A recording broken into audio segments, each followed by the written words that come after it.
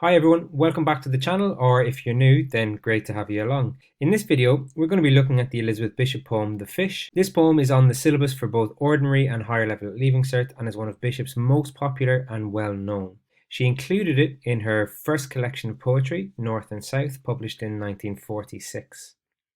Bishop herself did not think very highly of it, however, and in a letter to her friend, the poet Marianne Moore, she referred to it as a trifle, something unimportant to her.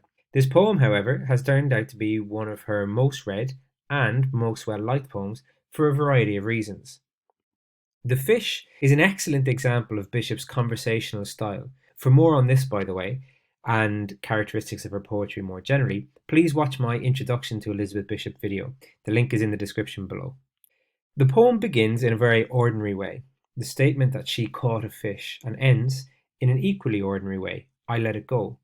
But what happens in the intervening 72 lines is again a perfect example of Bishop's style. She describes this moment between catching a fish and letting it go in exact detail, and the fish itself too. Through her detailed description of the fish, something entirely ordinary, she creates a sense of revelation and epiphany. An epiphany is a moment of great realization, like, let's say, a light bulb moment, where she realizes that in nature we are all one, and that her successes and achievements are, like the fish's, something to be celebrated. She feels close to the fish, metaphorically, and shows it mercy by letting it go. While this poem is written in free verse, as many of Bishop's poems are, free verse being without a set rhyming pattern or consistent metre, more like actual speech, there is some use of trimeter, which is 3 metrical feet per line, a foot being made up of stressed and unstressed syllables, here, which gives the poem a patterned sound. So simply put, although it doesn't rhyme like other poems, there is some rhythm in the lines. Okay, so that's the overall idea of the poem, but how does Bishop do all of this and structure the poem so that it ends with this great realization? Well, let's take a look at the poem line by line and see what's going on. So these are the opening lines. I caught a tremendous fish and held him beside the boat, half out of water with my hook fast in a corner of his mouth. So the poem opens with a very clear statement and a very clear speaker. I caught. We also get a sense of the speaker's pride too, like a proud hunter, or in this case, a fisher person, showing off their catch. This comes from the adjective tremendous. It's important to remember that in all poetry, anything that appears in the poem is specifically chosen by the poet, and so every word, every line has a purpose. This is even more important with Bishop's poetry, as we know that she was a perfectionist and prized the exactness of her description. The next lines, in the opening 4, simply elaborate on the first. The speaker, having caught the fish, is now attempting to get it into the boat, but just pauses as it is half out of water. The speaker's hook from the fishing line is stuck fast or well lodged in the corner of the fish's mouth. These lines emphasize the fact that the fish is caught, well caught. There's no fear of him getting away. His run has come to an end. He didn't fight. He hadn't fought at all. So these next lines are worth paying attention to because of the repetition in them. The speaker shifts the focus away from themselves and onto the fish. Now, the fact that the fish hasn't fought and isn't now, even at the end, shows that it has given up. And whether we are used to fishing or not, whether we've ever been fishing or not, most of us would have an idea in our mind of a fish thrashing around on a line, trying desperately to escape or to get back into the water. The fact that this particular fish is not doing that presents him as a little bit pathetic. We may even feel sympathy for him. The closeness in these lines, he didn't fight, he hadn't fought, also emphasizes this. Another feature of Bishop's poetry that is evident in these lines is the distance between the speaker and what it is they are describing. The poem opens with a strong I, but that person fades gradually over the course of the poem because they are ultimately unimportant. The fish is the star of the show, the main attraction. This is one of the ways Bishop removes herself from her poetry, despite the fact that it is most likely a semi-autobiographical poem. For more on this, take a look at the Introduction to Bishop video. Again, the link to that is in the description below. He hung a grunting weight, battered and venerable and homely. Here and there his brown skin hung in strips like ancient wallpaper, and its pattern of darker brown was like wallpaper. Shapes like full-blown roses stained and lost through age. So she begins to describe the fish in these lines, and again, there are some interesting words used. A grunting weight is a wonderful description, simple yet so effective. The fish is the sort of weight where a person would grunt if they had to carry it. The next three adjectives also convey much meaning: battered and venerable and homely. These adjectives, taken together, get across to us the fish's status. It's a survivor, it's been through battles, and so deserves respect, and it's also been left with the scars of those battles. This combined idea of age, wisdom, and respect is built upon in the rest of these lines. His skin is like ancient wallpaper, and the word wallpaper is repeated again, reiterating how much like old faded wallpaper this fish's skin is. This repetition is all part of Bishop's commitment to exactness. As the American critic Helen Vendler put it, she wants us, the reader, to see precisely what she does. He was speckled with barnacles, fine rosettes of lime, and infested with tiny white sea lice, and underneath 2 or 3 rags of green weed hung down. The description continues in these lines, and again they emphasize both his age and his homely appearance. Homely meaning plain or ugly here. His skin is covered with barnacles, a type of shellfish that attach themselves to things that have been in the water for a long time. He was also infested with tiny white sea lice, conveying the pathetic nature of the fish. This is certainly not a fish in its prime of its life. It even has rags of green weeds hanging off it. The assonance of the E sound helps to emphasize this as well. The green weeds. So, by the time we get to line 20, we get a picture of this fish that, despite his large size and weight, he's old and battered, quite ugly. His skin is covered with marks and blemishes and stains. It didn't fight its capture, it's simply too old to fight anymore.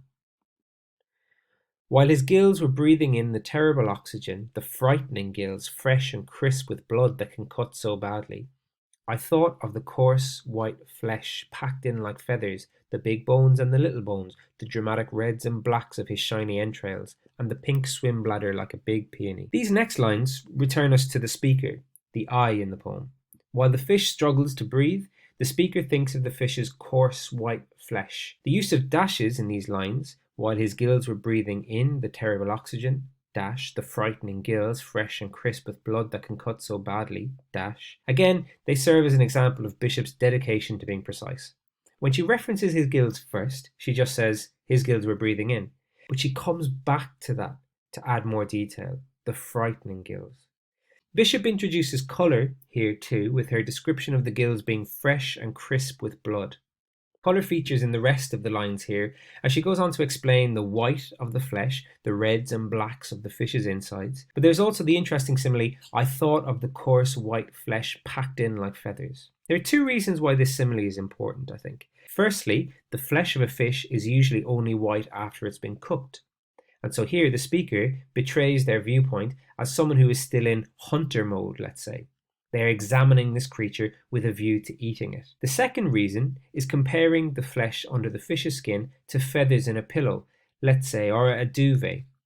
Bishop uses familiar domestic images, that is, things that most people would be familiar with, to make this strange creature from under the water more understandable and more relatable to us. Finally here, there's just a quick note on the simile comparing the fish's swim bladder to a peony. So the swim bladder is a gas-filled pouch or organ in a fish that helps it to maintain its buoyancy. It allows it to float up in the water. And a peony is a type of rose with a large head. Interestingly, in Japanese culture, the peony is a symbol of bravery and honor. Lines 32 to 38. I looked into his eyes, which were far larger than mine, but shallower and yellowed, the irises backed and packed with tarnished tinfoil, seen through the lenses of old scratched isinglass.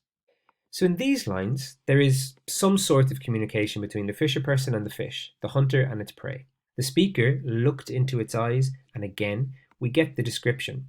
The alliterative tarnished tinfoil is a brilliant description of that reflective surface at the back of a fish's eye.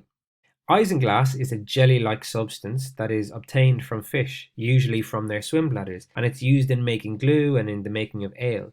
It's see-through and can be produced in thin sheets resembling panes of glass, as you can see in the image above.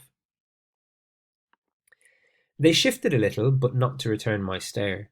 It was more like the tipping of an object toward the light.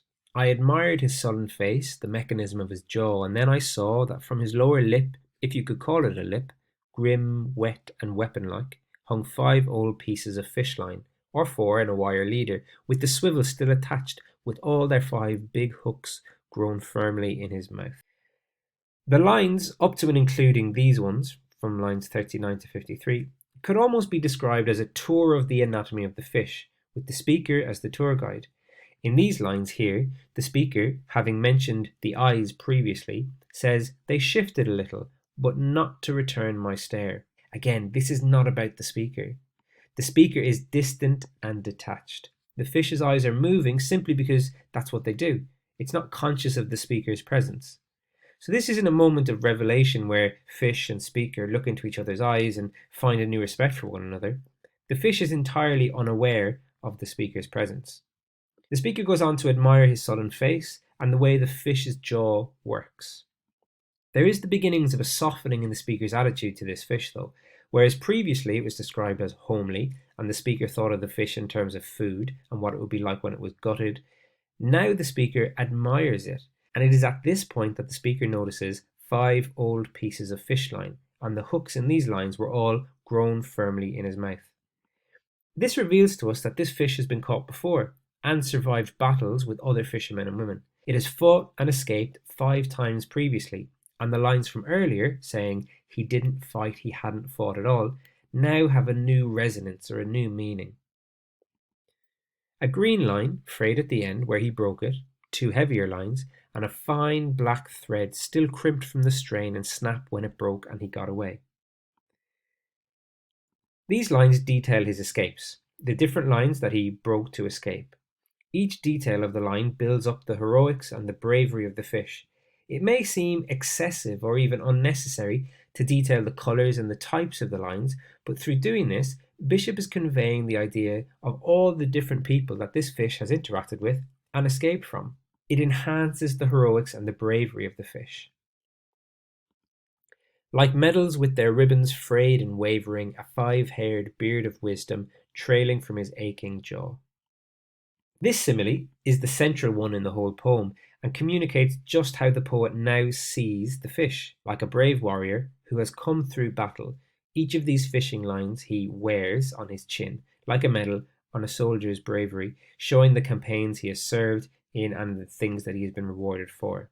The description of the 5-haired beard of wisdom builds upon the idea started earlier in the poem of both this fish's age and, with that age, the wisdom and respect that should come.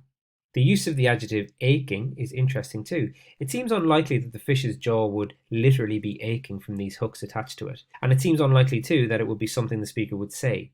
Instead, if we examine it metaphorically, we could infer that the aching here is an accumulation of age and experience. The fish is tired. It's no longer strong enough to fight.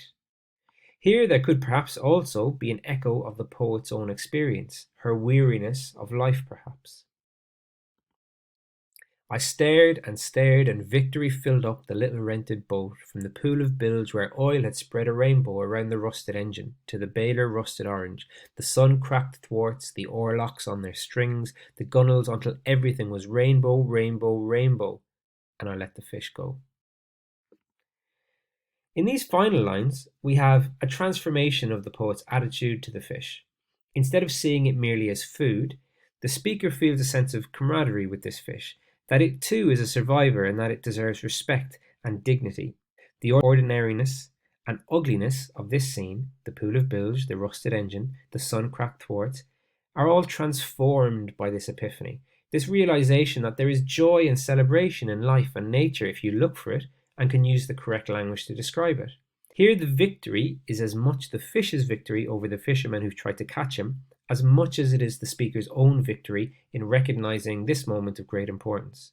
The repetition, too, of rainbow is emphasizing the same thing, and the poem closes with that final line, I let the fish go. So there we are, that's Bishop's The Fish, and as you can see, there are some examples of her style that I went through in the introduction to Bishop video at the beginning of this series.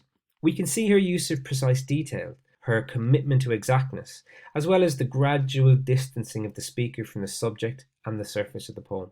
We also notice a shift in the poem that is a feature of many of Bishop's poems. the hunter develops an appreciation of the fish and subsequently sees the world in a new way.